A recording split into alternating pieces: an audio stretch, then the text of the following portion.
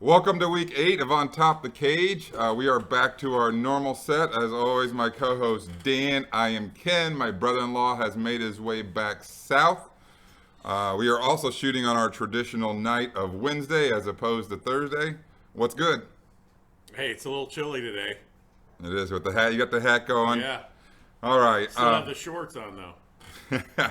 Always. We'll start with our beer review. My friend Dan, when I told him we were going to do this beer review, wasn't exactly excited. He is a Bud Light drinker. He is not a Bud Light Seltzer drinker. However, It's not beer. we have Bud It's Light seltzer. obviously from the Anheuser-Busch Brewery Company out of St. Louis, Missouri. We must have a few female, fans of the show. I would hope so. Maybe one. It's low She calories. watches this show. She probably doesn't drink this crap, though. This is enormous beer. It's 25 ounces, strawberry flavored, only 100 calories. Watch your figure, buddy. Only 100 calories. Great. Thanks. 5% alcohol. You need a big koozie for these if you're going to be out in public. Actually, I do have a big one. We're going to have to pause this so I can go get it. It's not bad. Hint of strawberry.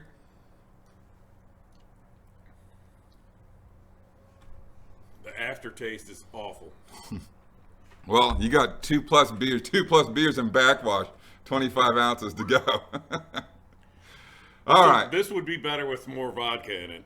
There's no vodka in it, is there? I don't know what's No, in these but things. it needs vodka. And a beach. I was tempted to go with the Christmas beers. We'll have a slew of them. Next week when we shoot it will be November. I'm sure we'll review a large number of different seasonal Christmas beers. It's also trick-or-treat weekend here in our city. Saturday, 6 to 8. You passing out candy? Absolutely. So are we. Beers to the adults. Candy to the children. I got something to say about that you brought that up. But anyway, do you pass it out or does your wife pass it out? Oh, I pass it out. Hang out in the garage because that's where the TV is. Right. And the beer. You said two things. 6 to 8 in our city where we live. You turn off your light when you're done at 8 o'clock or if you're out of candy. But it always poses me problems, the things that you brought up, because I'm always out here and there's plenty of ambient lighting and things like that past 8 o'clock. And the kids always straggle up. They're like, I see your lights are off, but there's a lot going on here. Where's my Snickers? Buy more candy. I tell you what, that or, you know what, here's a good idea. I'm going to buy a 30-pack of the Beast, Milwaukee's Best. Oh, there you I'll go. put it on the table outside the garage. Take one, See what's please. gone. That is an awful beer. Have you ever had that? Milwaukee's Best Light is what I drank in college, man. Oof. We did a lot of natural light, I believe. Milwaukee's Best Light. All right. In any event, we got to get to what happened last week. Dan stacked another positive week, 7, 6, and 1. My brother-in-law Teddy ended up 6, 7, and 1. And unfortunately, I gave our fans the proverbial homemade popcorn ball in their trick-or-treat bucket at 4, 9, and 1. I'll own it. I'll do much better this upcoming week. So, all right, we got a lot to get to. Thursday, we got a traditional week again. Thursday, all full Sunday slate, Sunday night football, and one Monday night game. So the Thursday night offering this week is an NFC South battle.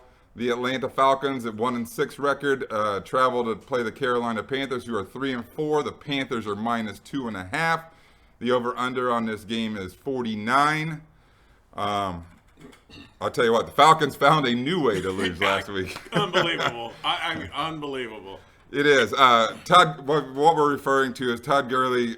The Falcons had the ball late, and they could run out the clock, and Todd Gurley went to the 1-yard line and tried to stop, and he couldn't. And his momentum took him in. They gave the ball back to Detroit, and we know what happened. They went down Crazy. and scored on. It was crazy. And, I mean, the interception, too, was crazy. That bounced off the it's just crazy. There's a lot of things that went wrong for Atlanta there at the end. They do play the 3-4 Carolina Panthers. Carolina Panthers, they played a back-and-forth game with the New Orleans Saints. That was another crazy finish. There were so many good crazy finishes at the end of 1 o'clock. And actually, I want to talk about for a bit. But anyway, what happened with Carolina when they played New Orleans, they needed a game-tying field goal. And they had the ball, the second to last play of regulation, Teddy Bridgewater took an awful sack, an 8-yard sack. Their field goal kicker had to try a 65-yard attempt. It was dead center. I saw it. It felt like a foot short. Like he just missed. So, I don't know. The Panthers under Matt Rule, they're playing pretty well. I'll take the lead. By the way, Christian McCaffrey's practice this week. There's been no declaration whether or not he's playing. They're -2.5. I like the Panthers in this game. I like the Panthers as well. And as far as McCaffrey playing in this, I don't know if they'll play him or not because that hurricane's coming and the way the weather's supposed to, that might be a crap field that they're playing on. So I don't know if you want to bring him back and risk him on that turf, if, depending on the weather. If he plays, I think it's going to be a game-time decision, but I'm going with the Panthers as well in this one. Yeah, and I think Matt Rule, even if Christian McCaffrey does play, he's probably limited. I mean, their running game with Mike Davis has been pretty good with the absence of McCaffrey. So we're both on the Panthers. That's the Thursday night game. The start of the 1 o'clock games on Sunday. The 2-4 New England Patriots travel to Orchard Park to play the Buffalo Bills, who are 5-2. The line is Buffalo -3.5. The over/under on the game is 43. What do you think? This one's tough. I've always said New England's tough at home, but man, did they look bad at Gillette. Cam got benched at half or in the third quarter. I don't know if he looked lost. Turned on this team. This is a tough game for me. I almost have to go with the home team here and take the Bills. -3.5. Yeah. Cam got benched. I think it was in the third quarter. He looked kind of lost in their offense. He threw 3 picks. The Bills, they weren't terribly impressive. They played the Jets last week, the Paver Airplanes. All they put up was 6 field goals. They didn't get the ball into the end zone, so they seem to be sputtering a little bit too. But I go back to the very first week when we shot, and I said, I think we're going to have a new champion in the AFC East, and that's going to be the Buffalo Bills. So I'm going to stick by that. I'm on the Bills too, -3.5. Next game up, the Tennessee Titans are 5-1. They take that record into Cincinnati to play Joe Burrow and crew. The Bengals are 1-5-1. Both these games played games down to the wire last week. Tennessee was getting beat soundly by the Steelers, and they stormed back. Made their way back, yeah. We just talked about all these games that came down the wire.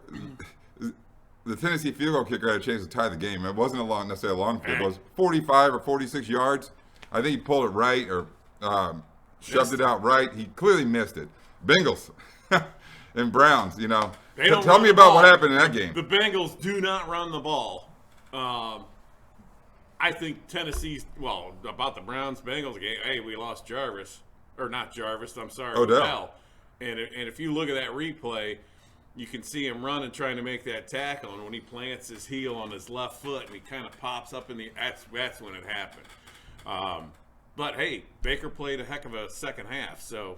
Yeah, he did. We'll talk about that game in a minute. The Bengals were certainly game, and Burrow continues to impress both of us. The line on this game is the Titans -5.5. The over/under is 54.5. They're expecting quite a few points.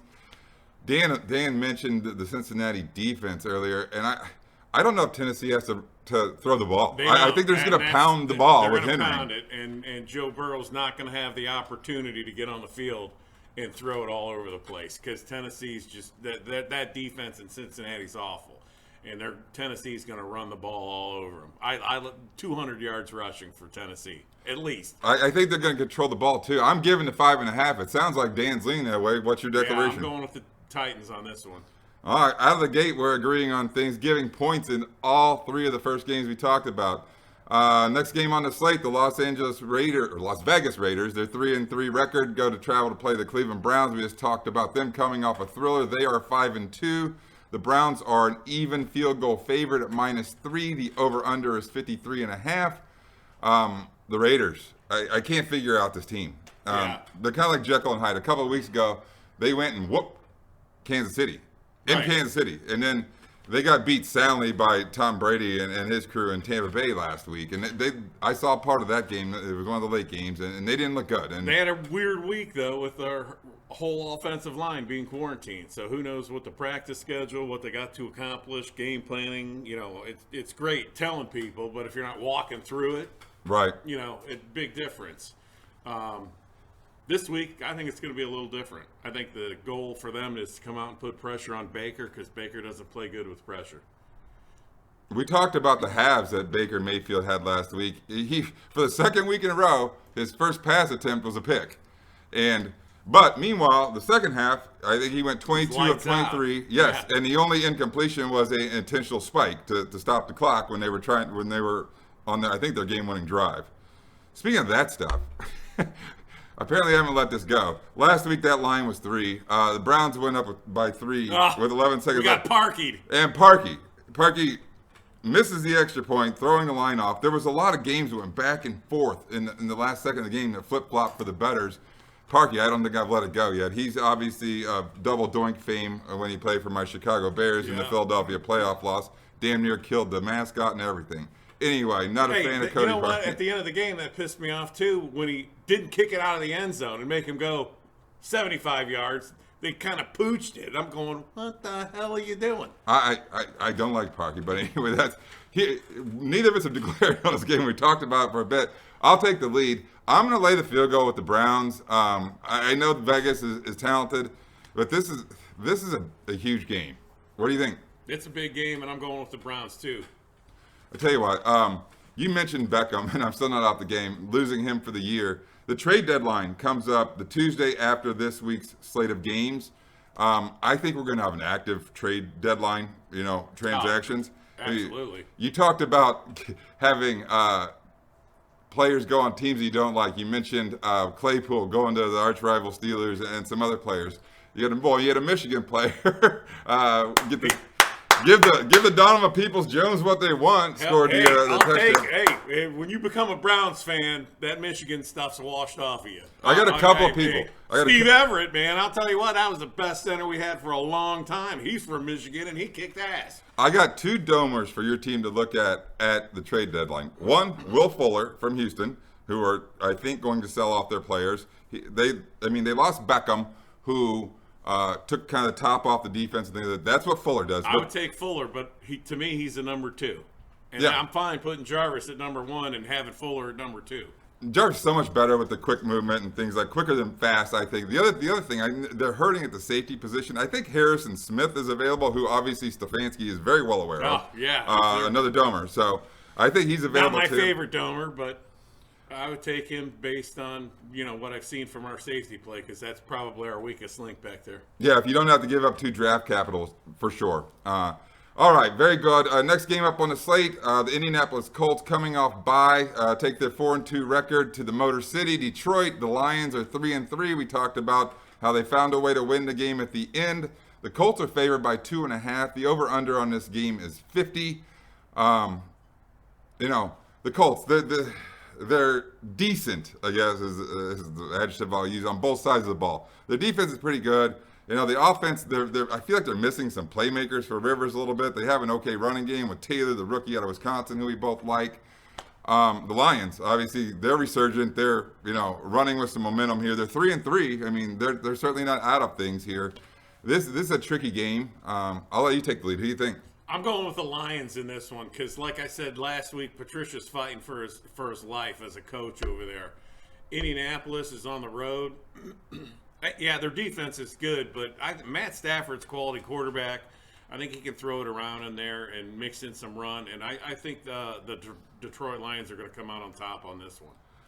The line is short. Obviously, it's the Colts minus 2.5. They are sitting at 4-2. I like their defense better than the Lions' defense that they bring to the field. I'm going to go with the Colts laying the 2.5 on this game. By the way, speaking of that, the Browns, that was their biggest win of the season, your team against the Colts, because I think it's huge. For the wild card spots, I mean, the head-to-head is the first tiebreaker in regards to that stuff. That is a monster win. And we'll talk about my Bears playing the exact same, wild card playoff game here coming up this week as well. All right, next week, next game up, another team coming off by the Minnesota Vikings with their 1-5 record, go to play the Packers. They are the opposite. They are 5-1. The Packers are giving the full 7 points. The over/under on this game is 54. The Vikings do get Dalvin Cook back. The Packers just keep on going. With Aaron Rodgers and Devontae Adams, and they just continue to roll. Packers got embarrassed last time they played. They had a whole extra week to think about it because of the bye. They destroyed the Vikings. I'm taking the Packers on this. 7, I'm taking them. I think the Vikings are rolling over, and I think they're going to sell off their team. I think it's going to demoralize the team. I think they do trade a piece. They already traded a piece earlier, or maybe the beginning of, or the end of last week. Yeah. The defensive end that they had just acquired from Jacksonville. Yeah. traded him to Baltimore. Obviously, Baltimore's never been afraid to add pieces if they think they have a winner.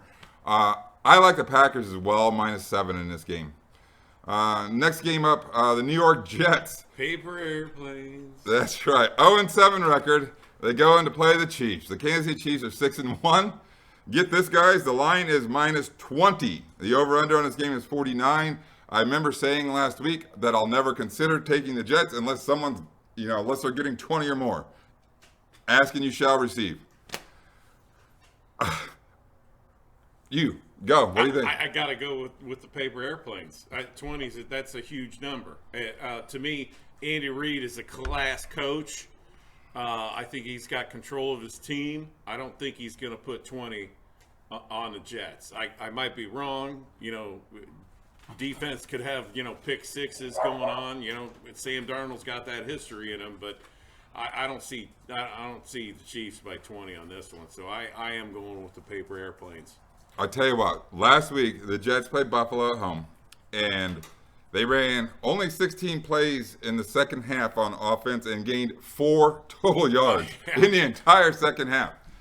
I'm not going to take the Jets. I'm not going to take the paper airplanes. There's so much, I say weaponry all the time. The other thing, there's a little bit of revenge factor, and whoever has the layer on their fantasy team, look out for this week because I think Lev Bell's going to get a lot of touches, and they're going to make sure he finds the end zone going against his former team that he seems to have some sort of disdain for. But at the same time, if you're the Chiefs and you're in control, why do you want your starters hurt? Yank them guys out. The Jets are so bad, and there's so many weapons in different ways. Well, the Chiefs, let's talk about how different ways they scored last week. They got a kickoff return, they got a pick six, and then obviously they scored some other things against Denver. But I'm laying the 20. I refuse to play the Jets, at least to this point, until they show me more. Dan and I are in disagreement. I'm on the Chiefs minus the 20. All right, next game up, the Los Angeles Rams coming off a beatdown on my Chicago Bears. Wow. 5-2 record, travel all the way across the country on a short week. I know you like short weeks. We got a lot of talk about the team they're playing, the Miami Dolphins. The Miami Dolphins are in the middle of the AFC wildcard race at 3-3. The Rams are -4 in this game. The over/under is 46. We got a lot to talk about with the Finns. Let's talk about the Rams first. I think they're a good team on both sides of the ball. Obviously, they beat Chicago soundly on Monday night. I think McVay's a tremendous coach. I think he clearly outcoached Matt Nagy in that game and made adjustments that worked well for them. The Dolphins, and we know what happened with the Dolphins last week. They turned the keys over to Tua. To me, it seemed kind of like a problem that they were trying to fix that didn't exist, but I get it. I get it as well. They came off the bye. They got extra time. I think what it really is that with Tua at the helm, the ceiling is much higher. The floor's lower, though. The floor is certainly lower. I mean, Fitzpatrick was playing so well, and did you see him? He was tore up about losing his starting position. He thought he had ownership of that team and things like that.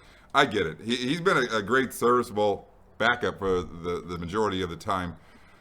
This line, once again, is Rams -4, over-under is 46. What do you think, Dan? Well, again, short week. To me, the problem your Bears had, yes, their coach called a crappy offensive game, but the Rams punter was fantastic. He was good. I mean, that dude pinned the Bears. I couldn't believe it. I think there were 5 punts inside the 10. Could not believe it. So it would help if Ted gave him a field a punt every once in a while. Well, not to get too wound up about he'll field a punt, but he lost his job this week. Wow, I don't. Anyway, that's we'll talk about that game in a bit. Stupid if you're gonna remove Ted Ginn from that. Punter was on fire. I mean that was sick what he did. So short field, you got to go 90+ yards how many times? Not with the Bears offense, you don't. Very rarely. The Bears offense can't go 90 yards. They need their defense to create the short field for them. Short week, they got to go into Miami. Will the punter have that kind of phenomenal performance again? I doubt it. He might get one off like that, but I'm going with the Finns in this one.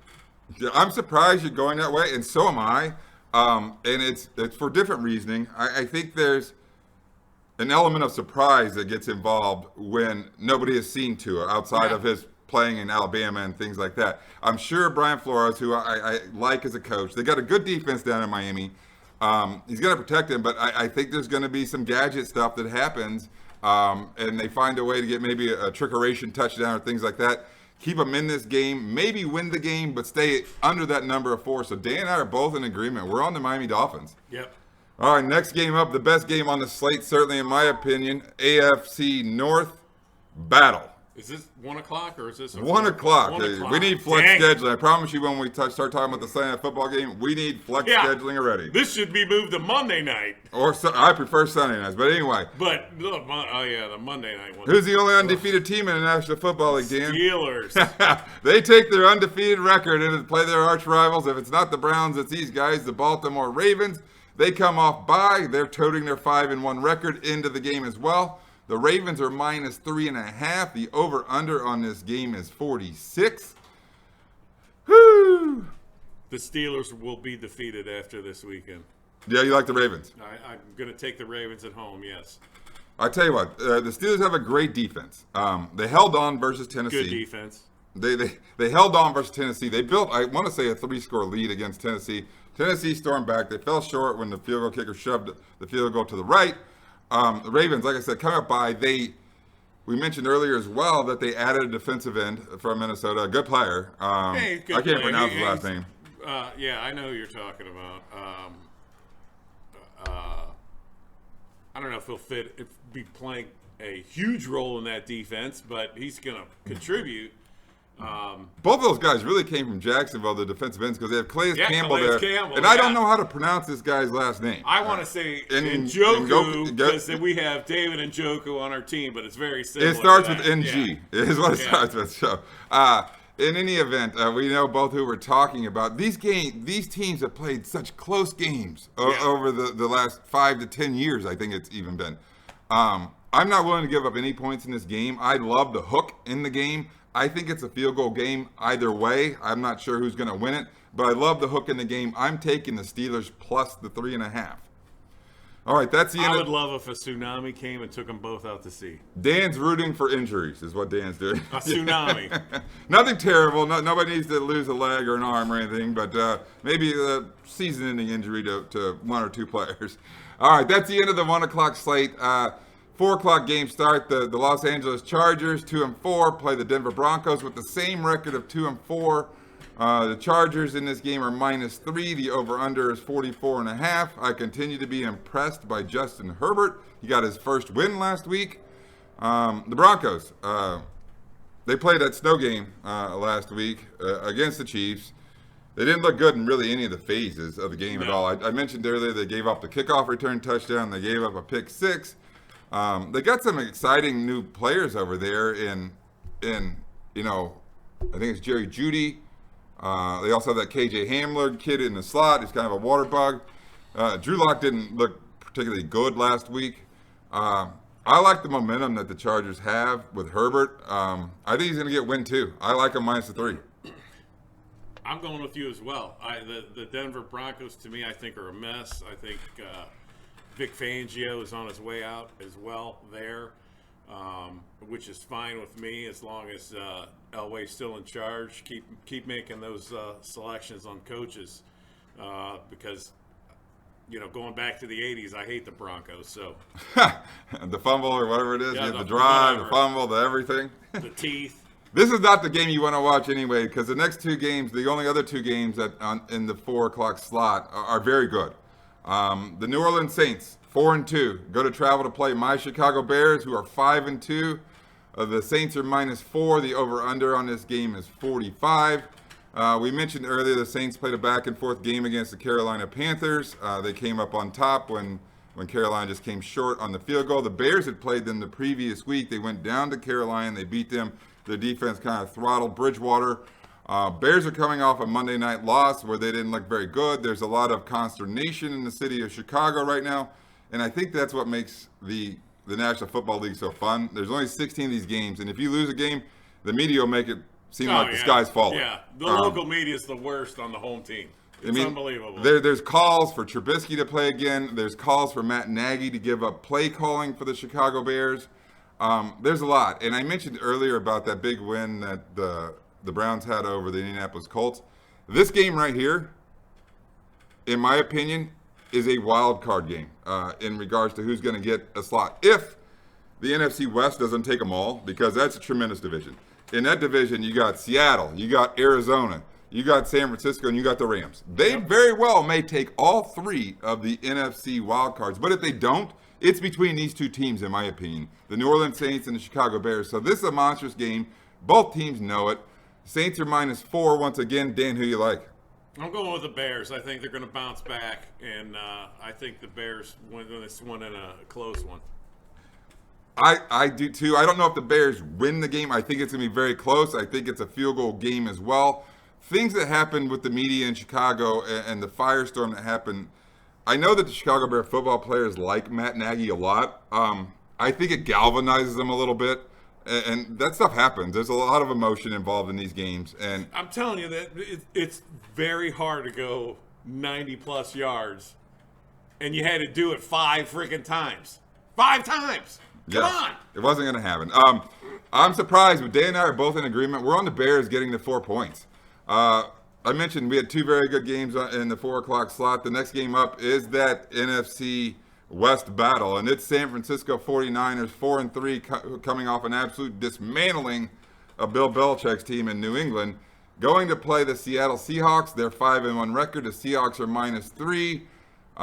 The Seahawks played an absolute thriller against Arizona. That was a good game. I was in and out of consciousness. It was late on Sunday night. Sunday night, yeah.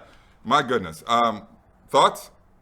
Hey, both teams. It was a huge weekend for both teams. The 49ers went across the country to Gillette and destroyed the Patriots. Destroyed them. 33-6. That's hard to do.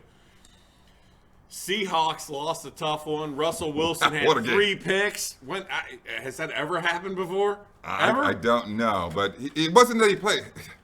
He didn't play terrible. No. I mean, he put up a ton of yards. I mean, Lockett. For the fantasy players, I think Lockett scored like 50-some points for the fantasy team.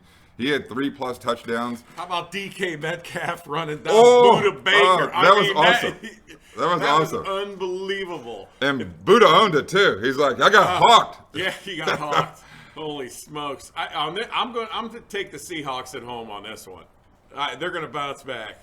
San Francisco, to me, is kind of a Jekyll and Hyde team. They played really well. They've played poorly. They're playing well again. Yeah. They still have injuries. They lost more players. I mean, there's no team that's been hit more by the injury bug than the 49ers. I like the Seahawks, too. I like Russell Wilson late. This very well may end up being a push. I don't know. I'm on the Seahawks -3 as well. Seahawks defense is pretty weak, though. Oh, it's terrible. I mean, as good as their offense is, their defense is almost equally as bad. They didn't make contact with Kyler Murray at all. Yeah, he's tough. He's tough. Garoppolo is not the mobile quarterback that he is, but still, I mean, they have Kittle. They have all kinds of other different, players that they've gotten involved in regards to what Kyle Shanahan's a great offensive mind. Yeah, but Kyler Murray's very agile, so that might have been the defensive game plan. Make him use his arm to beat you. So we'll see what happens with the 49ers in that defense. I'm sad that I'm not going to see this game because I'm going to watch every second of my Chicago Bear football game. I will certainly check out the highlights. Dan will let me know. All right, Dan will be the authority next week on San Francisco and Seattle. We talked about flex. The Sunday Night Football offering comes from the NFC East. Oh, this is Sunday. I thought this was Monday night. Oh, good grief. Good grief is right. Flex this. This should not even be on TV. I don't think they flex until like week 12, so we got a long way to go. And I mean, really, that's just dumb. It stinks because you mentioned it a few weeks ago about I always get Dallas here and Dallas is on America's team and things like this. They ain't an America's team. They're an awful football team. I do feel bad for Andy Dalton. We're going to get into this game in a second. That was a brutal cheap shot hit by John Bostic. I'm surprised that Goodell did not suspend him. I'm kind of shocked too, because if that was Vontaze Burfict, he'd be suspended until freaking 15 years. I mean, I'm that surprised. Was ridiculous. That was a Bush League hit. 100%. My wife was out here watching it, and I'm like, you got to be kidding me with that. I'm like, I was upset about the situation because that's not what happens in the National Football League. That was a bunch of crap. In any event, on to the actual game. The Eagles are -7.5. They are 2-4-1, leaders of the NFC East. Playing the 2-5 Cowboys. It is at the link, -7.5. The over-under is 43.5.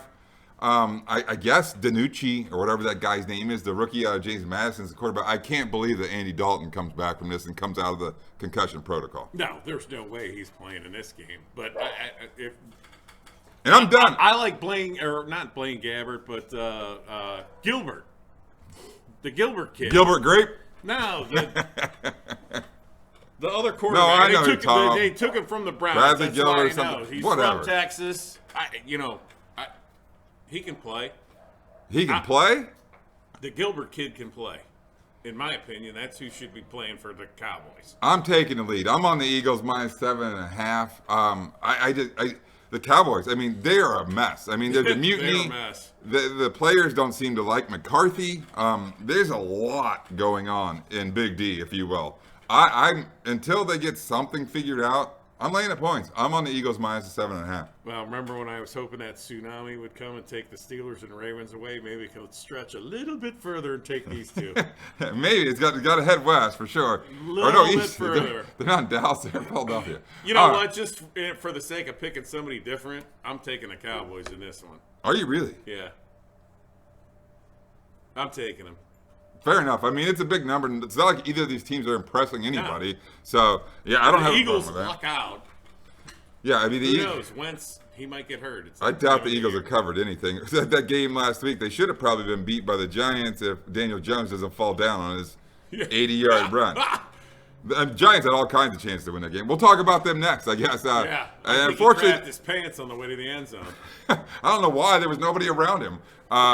In any event, the Monday night offering isn't that great either. The Tampa Bay Buccaneers, they travel to go play up north, the New York Giants. The Tampa Bay Buccaneers are 5-2.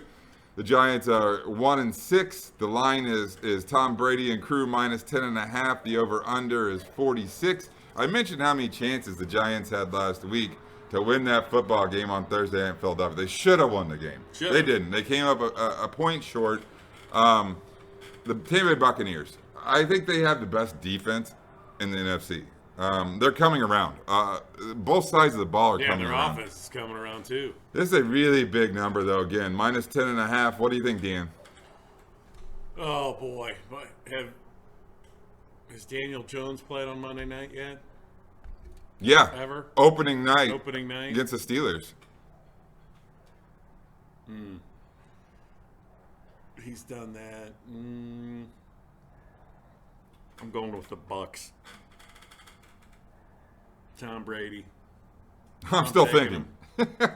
I'm still thinking. I agree. There's so much momentum. Oh, the other thing about the Bucks, I don't know if Antonio Brown plays this week. He's on their team. Yeah, he can't be playing yet. Godwin's out. out. Through all that COVID crap. Yeah, I don't know how long that stuff is where you got the delay with when they can play. Godwin is certainly out. He had surgery on his thumb. Bucks -10. I'm gonna lay it. I laid a ton of points this week. We'll see how this shakes out. I think there was only a couple or 2 or 3 games that I took the points on, but that's your full slate of the National Football League. As we have since kind of college football rubbed up, we give you your bonus pick of the college football ranks. It is the local team, the Ohio State University Buckeyes, -11.5, traveling to Happy Valley, Penn State. There will be no whiteout because there will be no fans. The Bucks are coming off a game where they beat Nebraska. I watched a little bit of it. Traditional Buck stuff. They gave up the first score. It kind of looked like they're sleepwalking through the first quarter, then absolutely destroy the Cornhuskers. Yep. And then Penn State went and traveled to Indiana last week, and they had control of the game. They didn't have control of the game, and they ended up losing the game in overtime on a very controversial call on the attempt for a 2-point conversion by the Hoosiers. In any event, they lost. They're 0-1. The Bucks are -11.5. What do you think? I think 11.5 in this game's a big number if there were fans in the stadium. That's a good point. I think there's no whiteout. The fans. Did we at least get Sweet Caroline in between the third and fourth quarter? They may play it, but won't be anybody singing it. Jerry Sandusky messed that up too. Don't drop the soap. That's a blast from the past. Who you on? I want to go with the Buckeyes, but Penn State. That's a quality opponent there. Penn State to me is better than Michigan. I like that kid, that Milton kid last week. Hey, he looked good. I got to see some more of him. I got to go with the home team. I'm going with the Buckeyes. Their way, you know that. But I'm going to go with the 11. I'm taking the points. Yeah. You're on Penn State taking 11 and a half? No. You're on the Bucks. Okay. Bucks. The All right, Bucks. fair The enough. Bucks. I am too, but for a little bit different reasons. Obviously, the Big Ten started considerably later than the ACC and the SEC. They have minimal time to impress the voters in regards to who makes it into the 14 playoff. That's true. I think they're going to just come out and try to blow everybody out of the water. I think they may run. I think they're going to run the table in the Big Ten. I certainly do. I think they're the class of the Big Ten. I think it's another impressive showing by Ohio State. I'm giving the 11.5. That is your full slate of the National Football League, your bonus pick out of the college football ranks. We got anything else? Trick or treat. Happy Halloween. Good luck. Hopefully we give you some good picks in your trick or treat bucket. For Dan, I'm Ken. This has been week 8 of On Top the Cage.